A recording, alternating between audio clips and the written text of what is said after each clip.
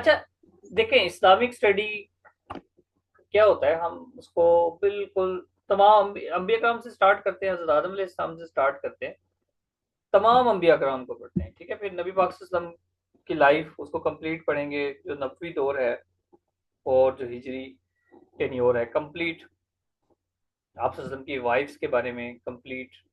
उसके बाद जो सहाबा कराम आ जाते हैं खुलफाए राशिदीन, नबी पाक सल्लल्लाहु अलैहि वसल्लम की हदीस है कि मेरे बाद जो खिलाफत का, ठीक है, तो रकम मफहूम है, जो रहेगा वो 30 साल का होगा, और हजरत अली तक वो 30 साल एंड होते हैं। वो कंप्लीट टेन्योर पढ़ेंगे, फिर उमैयद डायनेस्टी और अब्बासियों का जो टेन्योर है वो पढ़ेंगे, फिर सल्तनत उस्मानिया को हम पढ़ेंगे। ये इस्लामिक हिस्ट्री में ये सब आम चीज़ें आती हैं। थोड़ा सा लेंथी हो जाएगा बट ज़रूरी है, थोड़ा लेंथी हो जाएगा लेकिन ज़रूरी है। क्यों? क्योंकि क्वेश्चन कहीं से भी आ सकता है। जो इमाम है, 4 इमाम, उनसे रिलेटेड भी हम पढ़ेंगे, लेकिन पढ़ेंगे जस्ट मेन पॉइंट्स, ठीक है। अदरवाइज आप अब्बासियों की हुकूमत का दौर निकालें तो कई जिल्दें बन जाएंगी, किताबें लिखी जाएंगी। हम उसको क्या करते हैं कि बिल्कुल ब्रीफ करते हैं भैया। वो पूछ लेता है पहला उमवी खलीफा कौन सा है, पहला अब्बासी कौन सा है, किस सन में आया, अब्दुल रहमान अव्वल वो कौन था, अब्बासी था कि उमवी था, उसने क्या किया था स्पेन में, उसने एक मस्जिद बनाई थी, कब हुकूमत कायम की, किस तरह से हुआ, ये सब चीजें, ये हम इस तरह से दरमियान से हिस्ट्री को निकाल लेते हैं कि भाई ये चीज इंपॉर्टेंट है, जो जिसको एग्जामिनर फोकस करता है। और मुख्तलिफ पास पेपर्स में हमने देखे क्वेश्चन, तो उनको फिर अरेंज किया हुआ है। क्लियर है बात? ये देखें कौमे आद, बड़े बड़े लोग हुआ करते थे, आद और समूद की कौमें, ठीक है, जो फख्र करती थी हमारे जैसा ताकतवर कोई नहीं है, ठीक है। इन्होंने पहाड़ों में घर बनाए हुए थे, पहाड़ों को खोद के, इतनी ताकतवर कौमें थी। हूद अलैहिस्सलाम, ठीक है, इसको कितना हम डेप्थ से पढ़ते हैं किसी नबी को, और किस तरह से ब्रीफ भी करना है और एक्सटेंड भी करना है। इनका रियल नाम आबिर था, पूछ लिया जाता है बाज़, ठीक है। यमन में पैदा हुए, ठीक है, इस यमन में पैदा हुए आबिर। कहाँ है यमन, कहाँ एग्जिस्ट करता है? सऊदी अरब को सब जानते हैं, यमन थोड़ा सा इश्यू होता है भाई, यमन कहाँ पर है? म्यूट रहे हैं भाई, म्यूट।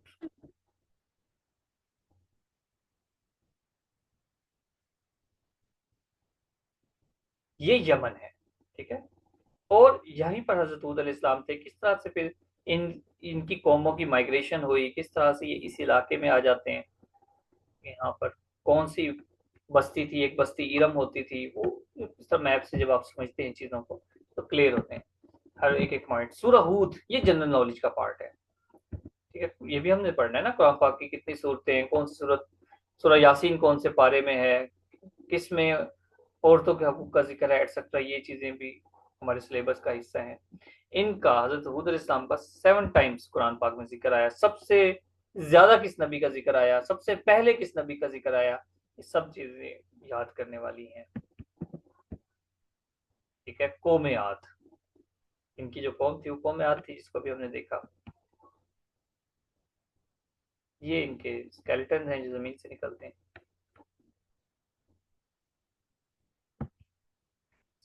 हजरत सालेह अलैहिस्सलाम, ठीक है, सालेह और समूद इनकी कौम थी, समूद, ठीक है। इनके बड़े बड़े घर थे। ये अभी आपको मुख्तसर मैं बता रहा हूँ, क्योंकि अब हम इस टॉपिक को सारा लेकर नहीं चल सकते। ये इसी की कौम में था ओज बिन अनक, जिन इन लोगों को देख के कहा था मूसा अलैहिस्सलाम की कौम ने कि आप जाने, आप लड़े और अल्लाह आपका लड़े, हम नहीं लड़ सकते। और गजवाए बदर में फिर ऐसा ही हुआ, आप वसल्लम ने पूछा अपने सहाबा से कि तुम मूसा की कौम की तरह तो नहीं कह दोगे? तो उन्होंने कहा नहीं या रसूलल्लाह, हम मूसा की कौम की तरह पीछे नहीं हटेंगे। फिर ओज बिन अनक कहा जाता है, कहा जाता है, वैसे सुना है ऐसी बात, डोंट नो कि कितना सच है, कि समंदर से मछलियां पकड़ता था ये और सूरज से सेक के खाता था। चले एक और बात जहन में आ गई है, आप में से कुछ स्टूडेंट्स ऐसे होंगे जो शायद अभी लेक्चर ले रहे हो, उसके बाद ना लें। इसकी जो डेप्थ है, हजरत मूसा अलैहिस्सलाम कहते हैं कि ये इसके ना टखने पर, यहाँ ये टखना इधर होता है, 70 हाथ का हजरत मूसा अलैहिस्सलाम का कद था, 70 हाथ,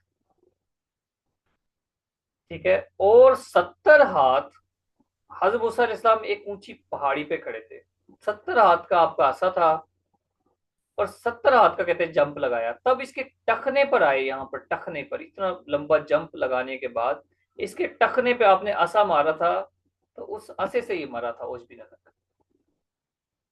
अच्छा, ये कश्ती बनाई हजरत नूह अलैहिस्सलाम की, कहते हैं कि इसकी मूछों में एक दरख्त फंसा हुआ था, उस दरख्त से आपने कश्ती बनाई थी। इस तरह की बातें हैं। खैर ये कोई हमारे एग्जामिनेशन पॉइंट ऑफ व्यू से इंपॉर्टेंट नहीं है, क्योंकि ये जस्ट शिकायतें हैं, इनका कोई स्ट्रॉन्ग एविडेंस नहीं है। हजरत इब्राहिम अलैहिस्सलाम, इनके कंटेम्पोरेरी फिरौन और नमरूद, इनको भी पढ़ें। फिर इस्माइल की जब बर्थ हुई 86 ईयर्स के थे आप। जब हजरत इसहाक की बर्थ होती है तो आप, ये कोई और सर है, इनकी डेमो सेशन है पहले भी अभी। तो नहीं हुआ था। ओ भाई क्या हो गया है? इस बात का क्या मतलब है? ओ, कोई मियाँ बीवी लड़ रहे हैं आपस में या कोई क्वेश्चन पूछ रहे हो?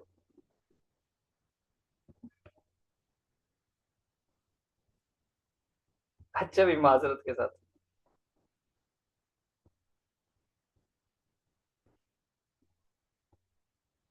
मैं डर गया भाई।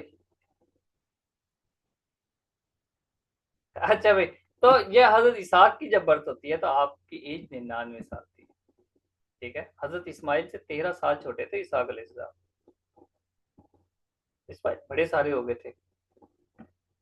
आपकी जो डेथ होती है 175 ईयर्स में होती है। ये इतना इंपॉर्टेंट क्वेश्चन नहीं है, लेकिन हिस्ट्री में इंटरेस्ट पैदा करने के लिए आपको थोड़ा सा चीजों को हर तरह से देखना पड़ता है कि 175 ईयर्स की एज में आपकी डेथ हुई है तो 99 साल की एज में बच्चा होगा। ऐसा नहीं कि भाई थोड़े से बाद डेथ होगी, नहीं, जवान औलाद थी, दादा बन गए थे जब डेथ हुई।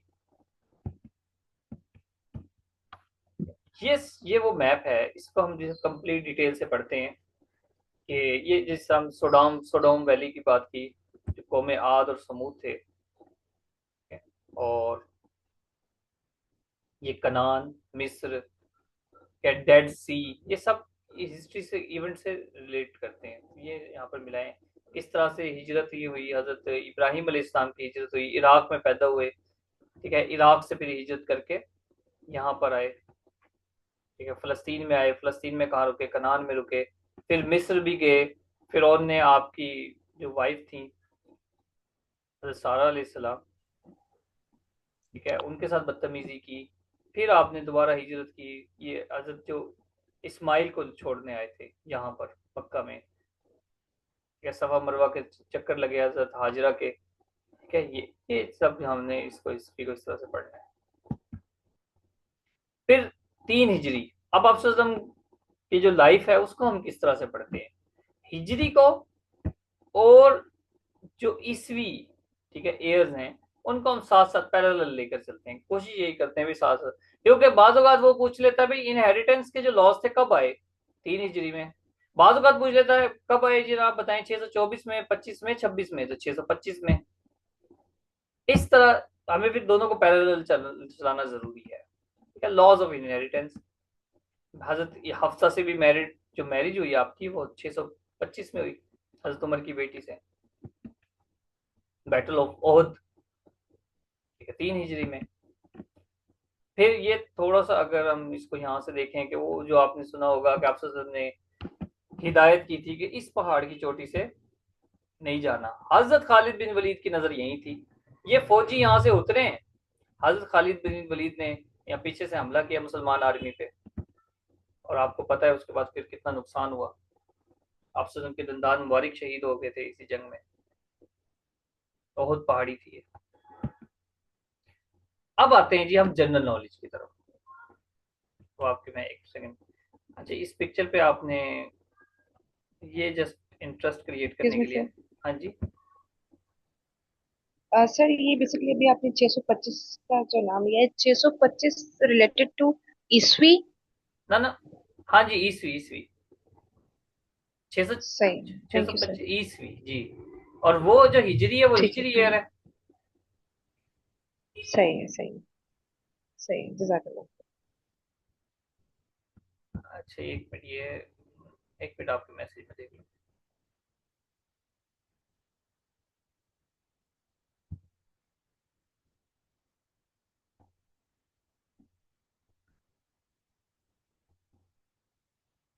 रेगुलर क्लासेस कब से स्टार्ट होंगी? मे बी कल से स्टार्ट हो जाए। कल शायद मैं आपको इंग्लिश का कोई टॉपिक पढ़ा दूं। डेमो डेमो तो होगा कल। शायद डेमो के साथ ही मैं इंग्लिश का कोई टॉपिक पढ़ा दूं आपको। और मे बी परसों से स्टार्ट हो। अच्छा, मैडम ने कहा 4 अगस्त से, चलें 4 अगस्त से होगा। ठीक है।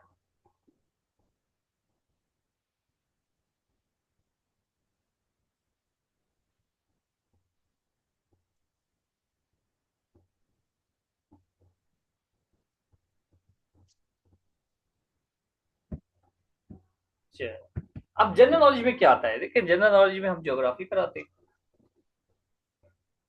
World geography. ठीक है, इसको करना जरूरी है। पूरी दुनिया का मैप्स देखें, जितने भी कॉन्टिनेंट्स हैं उनके कंट्रीज को, ठीक है, याद करना सीखें, मैप ड्रॉ करना सीखें। ठीक है, मैप ड्रॉ ना भी करना है तो आपको कुछ स्टोरी लाइक कनेक्शंस बना के आपको कॉन्टिनेंट के, एक कॉन्टिनेंट जैसा अफ्रीका है, इसको हम देखेंगे अभी, इसके कंट्रीज को याद करना आना चाहिए। फिर कंट्रीज टू कैपिटल्स कनेक्शंस बनाएं, नंबर वन। नंबर टू, देखें को ऑर्गेनाइजेशन से भी क्वेश्चन आ सकता है जनरल नॉलेज में। नंबर तीन, स्पोर्ट्स साइंस से भी क्वेश्चन आ सकता है। इस तरह के कुछ भी क्वेश्चन आ जाते हैं, ठीक है, जनरल नॉलेज में। इसलिए ये मैंने अनएंडिंग रखा है कि हमारे पास जितना टाइम होगा हम थोड़ा ज्यादा करेंगे। ठीक है, इसके कोई ज्यादा लेक्चर्स इसके हम कर सकते हैं ताकि कोई कमी ना रहे। कोई बुक्स इजाफी देख लेंगे, बुक्स पूछ सकता है, जनरल नॉलेज है, जनरल नॉलेज में कुछ भी पूछ सकता है इससे रिलेटेड। किसी करेंसी, किसी कंट्री की करेंसी पूछ लेगा, कैपिटल्स पूछ लेगा, ठीक है, उसकी कोई पर्सनैलिटी पूछ लेगा, हिस्ट्री का इवेंट पूछ लेगा। ये सारा जनरल नॉलेज है। ठीक है, अब ये कॉन्टिनेंट अफ्रीका को देखें। ये continent Africa, north Africa, west Africa, इसके डिफरेंट रीजन्स हैं। ईस्ट अफ्रीका, मिडल अफ्रीका और साउदर्न अफ्रीका, ये 5 इसके रीजन्स बनाए हैं। इसके अलावा अब ये देखें, ये थोड़ा सा मैंने, क्योंकि मैप ड्रा करने में तो टाइम लगना था, इसको किस तरह से याद कर सकते हैं। इसमें नंबर वन हमने डिवाइड किया नॉर्थ अफ्रीका में। इसकी ब्रेक डाउन करें कैसे? अब ये जो नॉर्थ अफ्रीका है, यहाँ पर नॉर्थ अफ्रीका, नॉर्थ अफ्रीका कैसे डिवाइड करेंगे? एम अटलस से याद कर लेते हैं। एम अटलस एक फेमस माउंटेन रेंज है, एम अटलस। तो एम अटलस से याद रखें, M for Morocco, A for Algeria, ठीक है, L for Libya, T for Tunisia, छोटा सा कंट्री है, देन इजिप्ट, एल, ठीक है, M Atlas, L E S, S for Sudan. ये सारे कंट्री नॉर्थ अफ्रीका में आते हैं। ठीक है, एम अटलस। फिर हम आ जाते हैं ईस्ट अफ्रीका में। ईस्ट अफ्रीका में भी डिवाइड करते हैं हम, यहाँ पर 4 कंट्री हैं। ठीक है, इसको हॉर्न ऑफ अफ्रीका कहते हैं। ठीक है, हॉर्न है ये basically. S for Somalia, E for Ethiopia, E for Eritrea, D for Djibouti, seed. फिर टक, टक कंट्रीज 3 कंट्रीज हैं, तो T for Tanzania, you for Uganda और कीनिया, टक। फिर कंट्रीज को देखें, देखें यहाँ, इधर आ जाए मिड में, मिस ये चैड, चैड कंट्री का नाम है, मिस्टर चैड। CNN देख रहा था, NN में नाइजर, नाइजीरिया। ये ट्रिक है, आप हर जगह अप्लाई कर सकते हैं, हर कॉन्टिनेंट पे अप्लाई कर सकते हैं। ठीक है, डिफरेंट स्टोरी बना के। मिस्टर चैड है, CNN देख रहा था, अमेरिका का न्यूज चैनल है CNN। अब CNN देख रहा था, देखते देखते देखा लोग दरिया पे नहा रहे, एंजॉय कर रहे हैं, ठीक है, मौसम अच्छा है, तो उसका भी दिल किया मैं भी घूम फिर कर आता हूँ। चुनाचा वो अपनी कार लेता है, सेंट्रल अफ्रीकन रिपब्लिक कंट्री का नाम है। हाँ, इधर गया।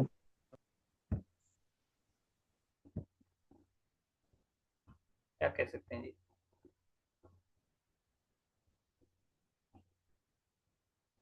तो कार में बैठता है, कैमरा उठाता है, यहाँ पर कैमरून कंट्री है, ठीक है, कैमरा उठाता है और क्या, दरिया पे चला जाता है। कौन सा दरिया? कॉन्गो।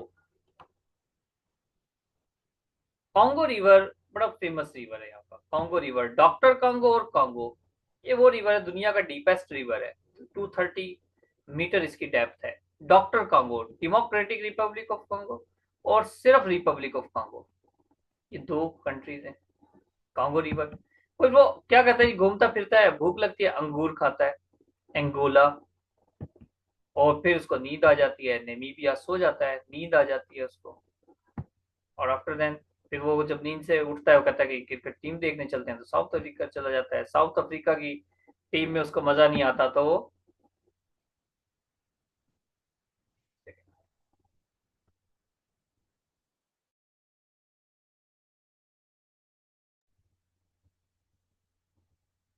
अच्छा, साउथ अफ्रीका जब जाता है तो उसको अपने वतन की याद आती है। दो कंट्रीज ऐसे हैं जो विद इन साउथ अफ्रीका है, एस्वतनी और बोट्सवाना।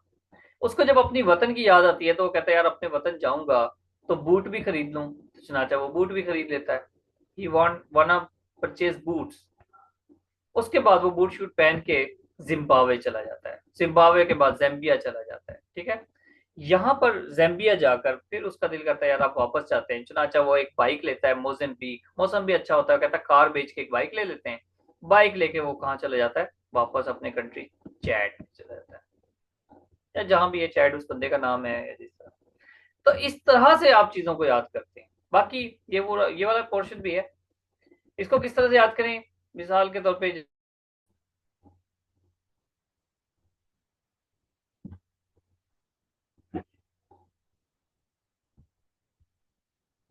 डिस्कनेक्ट हो गई।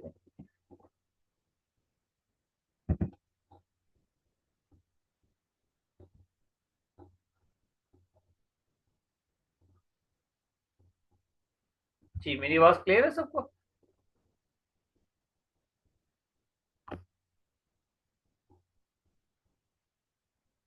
अच्छा जी हाँ, बस इन्वायरमेंट मौसम का इशू। अब नहीं होगी डिस्टॉर्शन, ठीक है ना आवाज?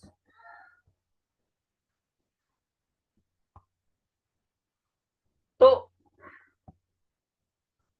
देखें, जवेरिया एक लड़की का नाम है, उसका बाप मेजर है, ठीक है?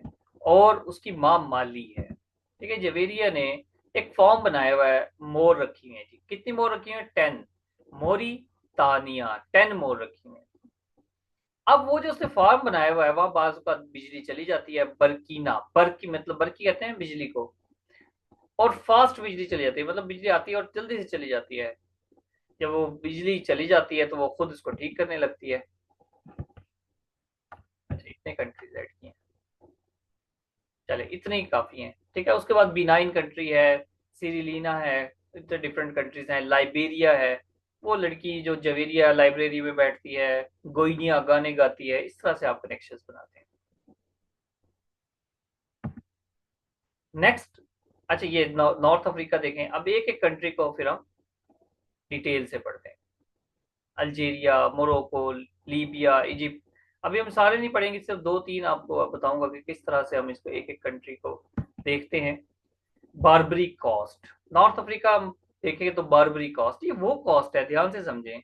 ये वो एरिया है, ये जो बारबरी है, बड़े लंबे चौड़े लोग होते थे ब्लैक कलर के। आपने नाम सुना होगा, वो कौन शख्स था जिसने कश्तियां जला दी थी? हाँ भाई, कोई बताए वो कौन शख्स था जिसने कश्तियां जलाई थी कि भाई हमने आगे जाना है या फिर मर जाना है? कोई आप में से बताए, किसी को याद है वो हिस्टोरिकल पर्सनैलिटी जिसने कश्तियां जलाई थी और स्पेन पे हमला किया था?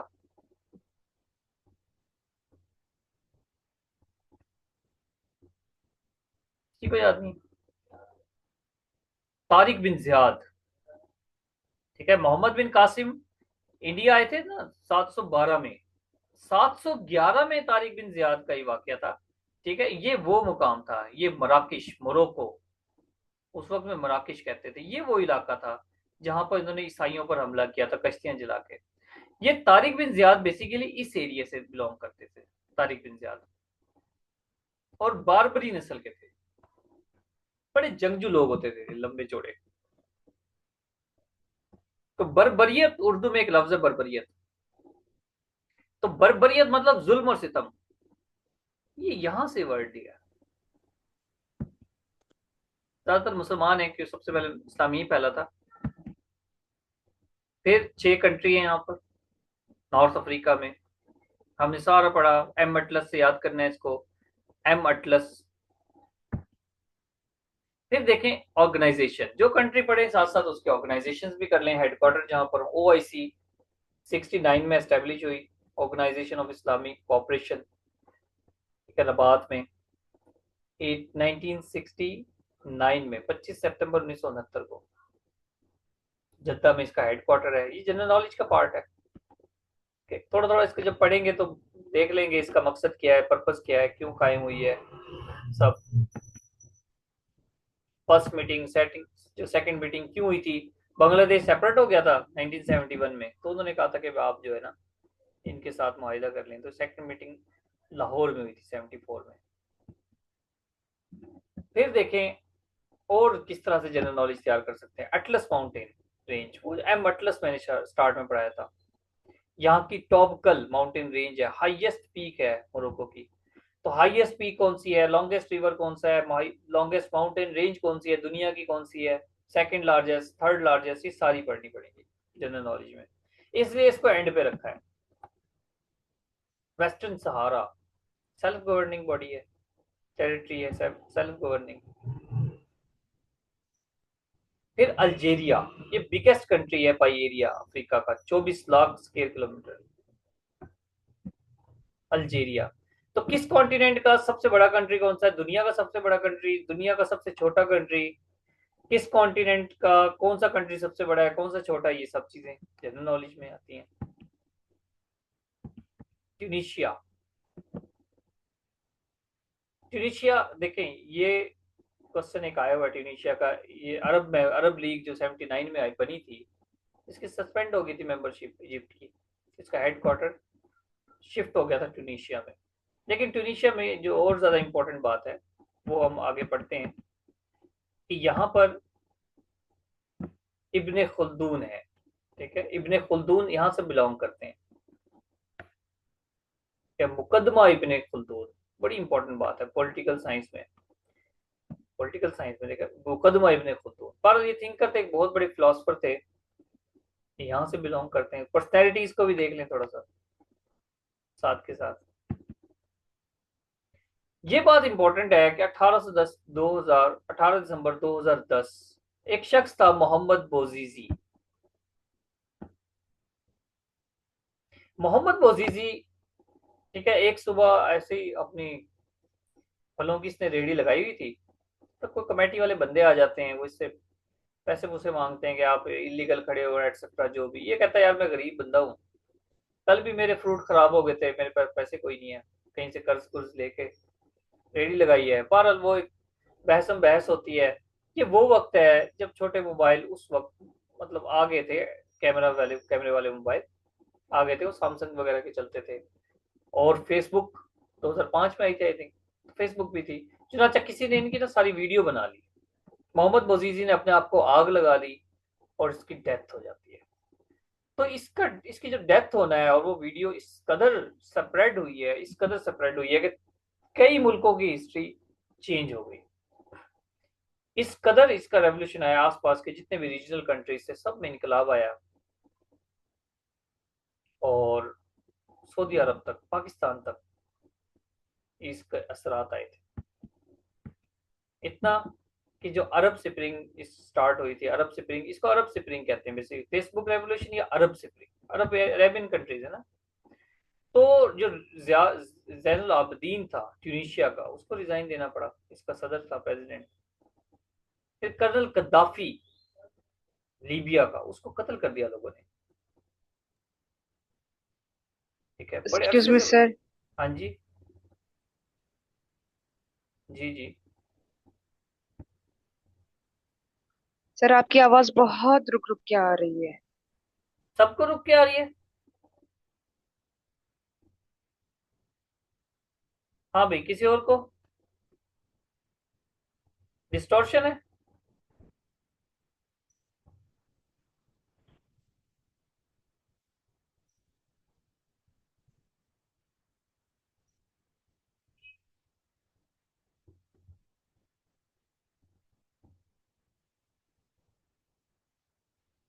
अच्छा, एक सेकंड रुके आप, एक सेकंड रुके।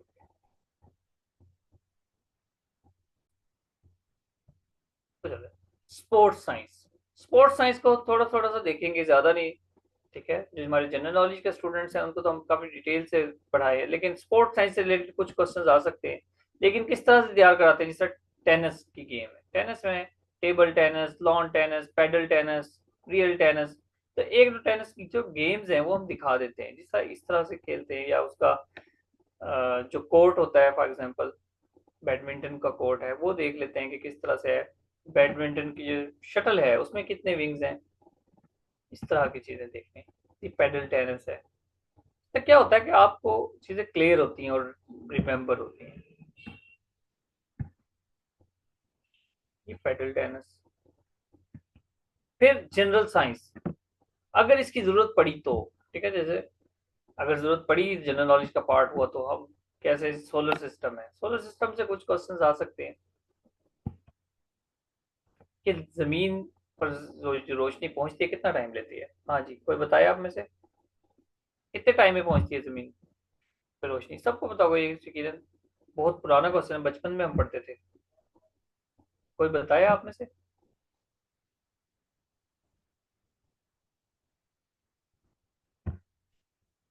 8 मिनट 20 सेकंड में। Very good. और कितने सेकंड्स में पहुंचती है, अगर मैं सिर्फ ये पूछूं कि सूरज की रोशनी जमीन पे कितने सेकंड्स में पहुंचती है, तो बताएं। इसको कहते हैं क्वेश्चन घुमाना, 500 सेकंड में। Very good. ये है। फिर जमीन और सूरज के दरमियान डिस्टेंस कितना है जी? 3,84,400 किलोमीटर। ये जनरल नॉलेज के क्वेश्चन है। फिर साइक्लोन, एक लार्ज मास है that rotates around a strong centre, low atmospheric pressure की वजह से। साइक्लोन और टोर्नेडो दो टर्म्स हैं। ये साइक्लोन होता है जिसको आप कहते हैं तूफान आ गया, आंधी आ गई। एक वो होता है, आपने देखा होगा पूरे पूरे दरख्त उड़ के चले जाते हैं, उसको टोर्नेडो कहते हैं। ठीक, तो खैर, अब आपके क्वेश्चंस को एड्रेस कर लेते हैं। जी, किसी को कोई क्वेश्चन है तो पूछिए।